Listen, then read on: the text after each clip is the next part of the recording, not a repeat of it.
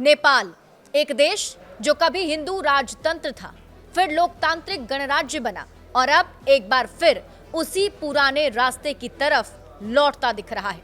सरकार गिर चुकी है, सेना सड़कों पर है, जनता उग्र है और सवाल उठ रहा है, क्या नेपाल में अब राजशाही की वापसी होने वाली है?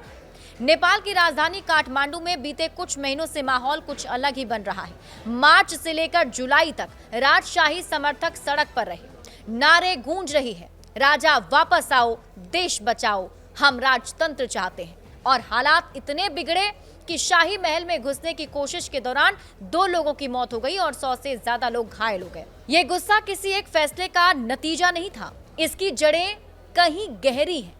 2008 में जब नेपाल से राजशाही खत्म हुई थी तो जनता को उम्मीद थी कि लोकतंत्र के जरिए उनका भविष्य बेहतर होगा, लेकिन बीते 16 सालों में नेपाल की राजनीति उम्मीदों पर खरी नहीं उतर सकी।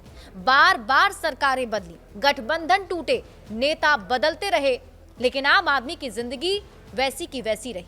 ऊपर से भ्रष्टाचार, बेरोजगारी और महंगाई ने रही सही कसर पूरी कर दी। अब हालात ये हैं कि नेपाल के युवाओं का एक बड़ा हिस्सा मानने लगा है कि शायद राजशाही में ज्यादा स्थिरता थी, ज्यादा भरोसा था। और इसी माहौल के बीच पूर्व राजा ज्ञानेंद्र शाह एक बार फिर से सक्रिय होते दिख रहे हैं, कभी पोखरा के मंदिरों में तो कभी काठमांडू के शाही महल में। मार्च में जब वे काठमांडू लौटे तो हजारों लोगों ने स्वागत किया। मई में उन्होंने नारायण हिती पैलेस में पूजा की और उनके पोते हृदयेंद्र भी साथ नजर आए। राजशाही समर्थक पार्टी आरपीपी इस लहर को हवा दे रही है। उनका कहना है कि नेपाल का असली स्वरूप हिंदू राष्ट्र और राजतंत्र है। ये बातें तब और भी अहम हो जाती हैं जब देश की सड़क पर बवाल हो रहा हो, सरकार गिर चुकी हो और सेना हालात संभाल रही हो। जहां एक और पूर्व राजा ज्ञानेंद्र सक्रिय हैं, वहीं रानी रत्ना आज भी महल में रह रही हैं।